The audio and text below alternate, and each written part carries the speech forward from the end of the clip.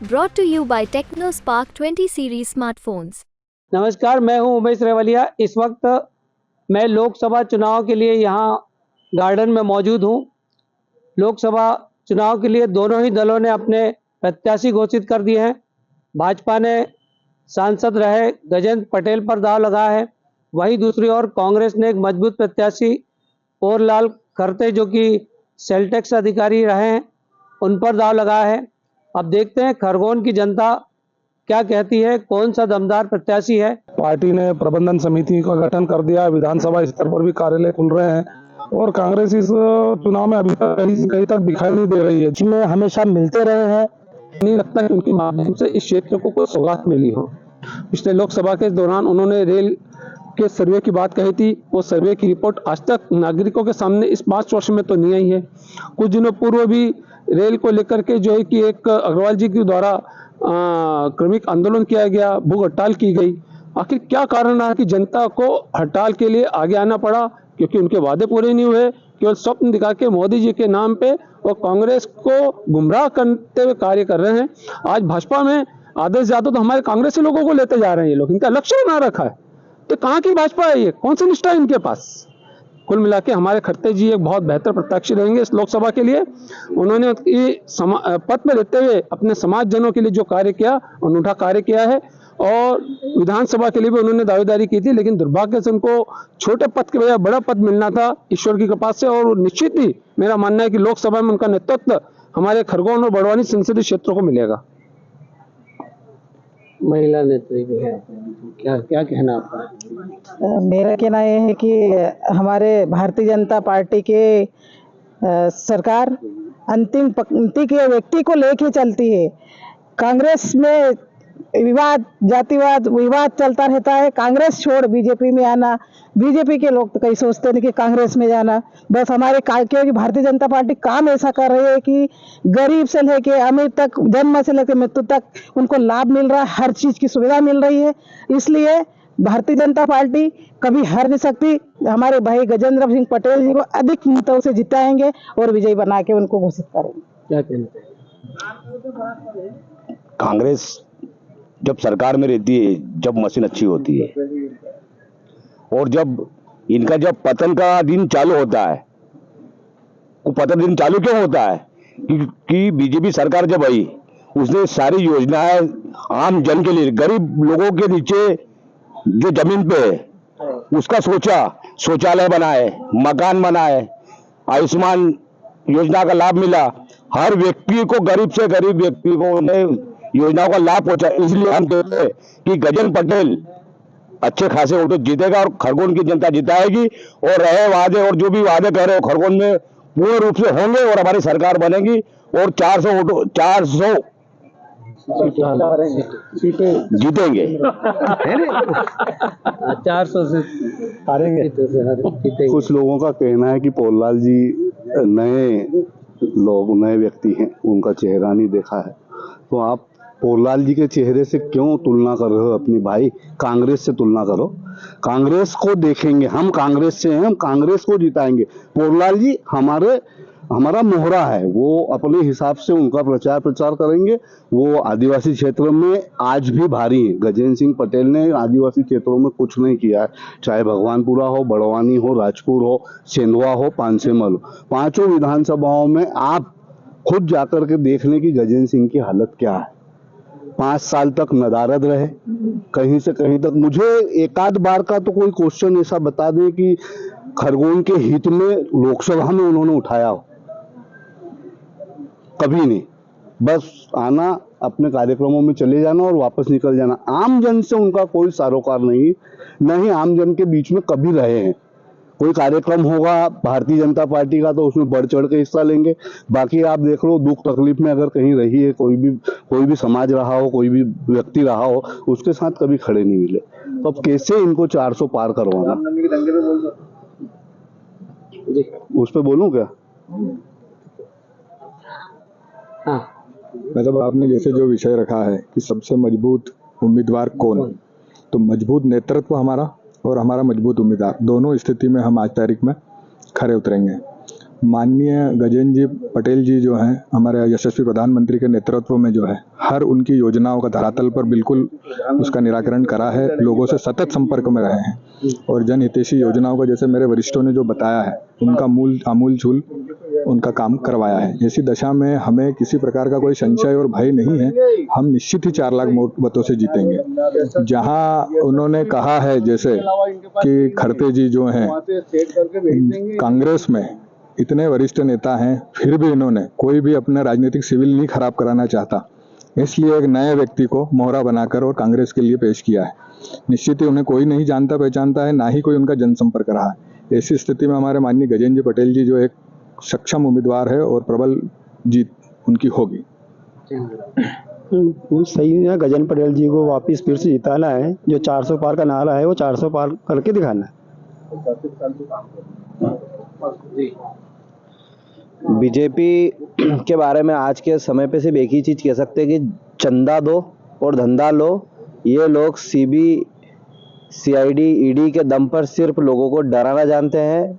कल ही संजय शुक्ला जी के ऊपर 150 करोड़ की रिकवरी निकाली। जिस दिन बीजेपी में गए वो रिकवरी खत्म हो गई।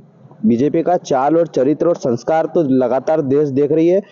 मोदी की गारंटी नहीं है, ईवीएम की गारंटी और इनके मालिकों की गारंटी है। ईवीएम एक बार हटाए और फिर जनता से रूबरू हो, जनता इनको बताएगी। गजेंद्र पटेल जी सांसद होते हुए सांसद ने सिरवेल ग्राम को गोद लिया।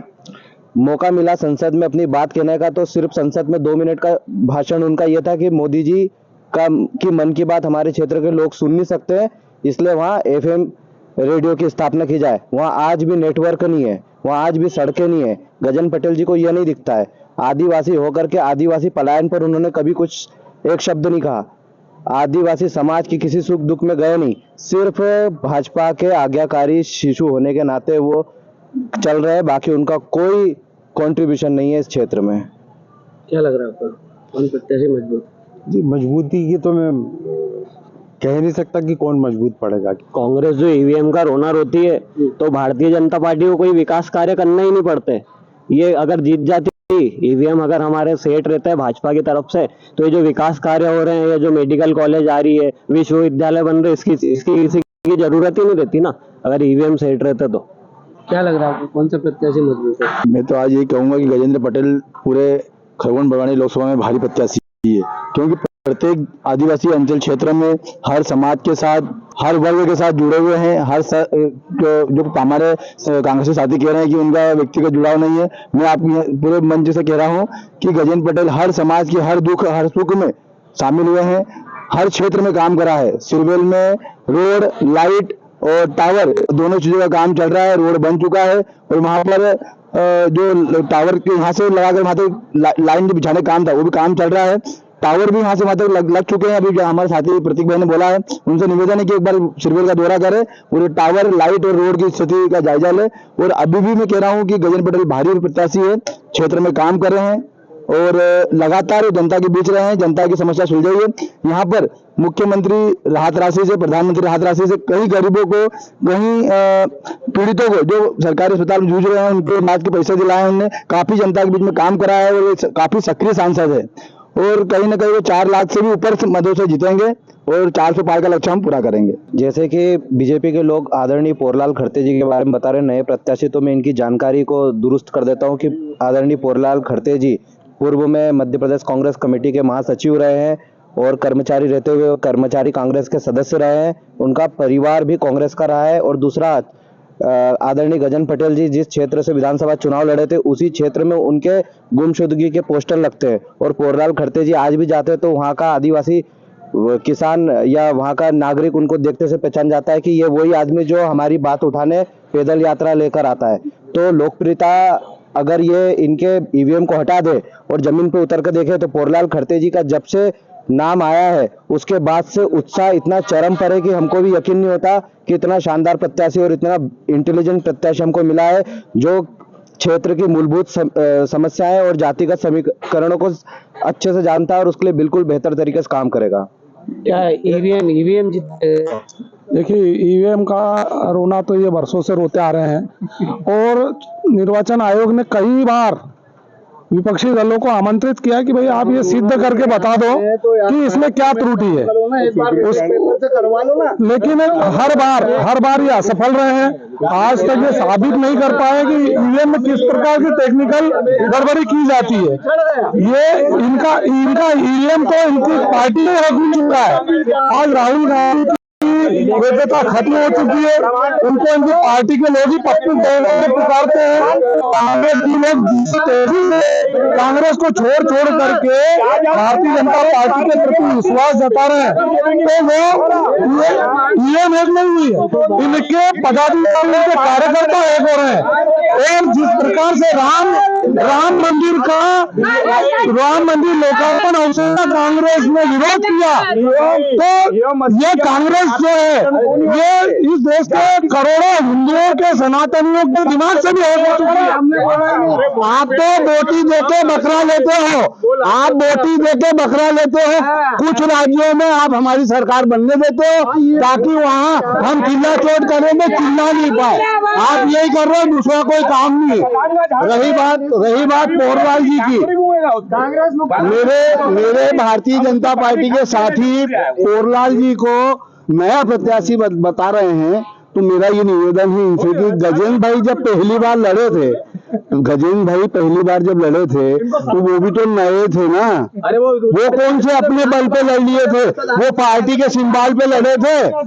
और हम तो अभी भी बोल रहे हैं कि पोरलाल जी पार्टी के सिंबल पे जीतेंगे, ठन ठोक जीतेंगे और उनको मुंह की खाना पड़ेगी। इतना बता देते हैं, बीजेपी अपने संगठन की बात करती है, आज भी कांग्रेसियों को लेने के लिए लालच में रहती है, कांग्रेसी नेताओं को लेती है और टिकट देती है।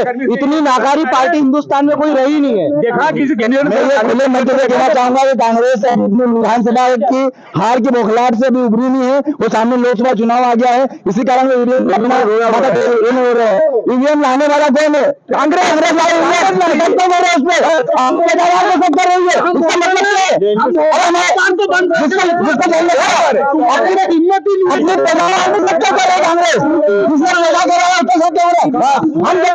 बंद करवा दो, हम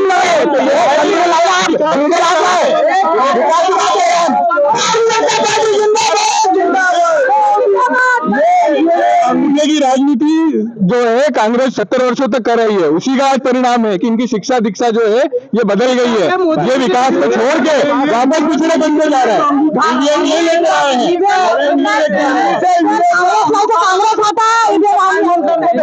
मोदी जी कहते हैं कि मेरे पास शिक्षा नहीं है। कौन कहता है? एक किसी शायर ने कहा है, एक शायर ने कहा है, से नफरत है मुझे और मजहब से बेजार हूँ मैं। क्या बात है? मेरी बातों में मसियाई है पर लोग कहते हैं बीमार हूँ मैं। ये लोगों का कहना है, बीजेपी वालों का, कि कांग्रेस बीमार है और अभी कांग्रेसियों को इनके तरफ ले जा रहे हैं बीमार है। तो कांग्रेस बीमार है तभी तो कांग्रेस मुक्त हो रही है भाजपा। हम तो मुक्त हो रहे हैं हमारे दोगलों से, ये अच्छा है। हमारा लक्ष्य कांग्रेस मुक्त करना। बीजेपी में आगे कांग्रेस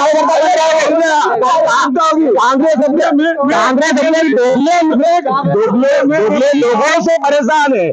आज जो कांग्रेस की स्थिति है जो जमीन में जा रही है, जो कांग्रेस की, अरे ये झंडा उठाने लायक भी हो जाएंगे भाजपा में घोषित होने वाली। और ये थे खरगोन के प्रबुद्ध लोग जिन्होंने अपनी खुलकर बात रखी। उमेश रेवलिया, MP तक, खरगोन।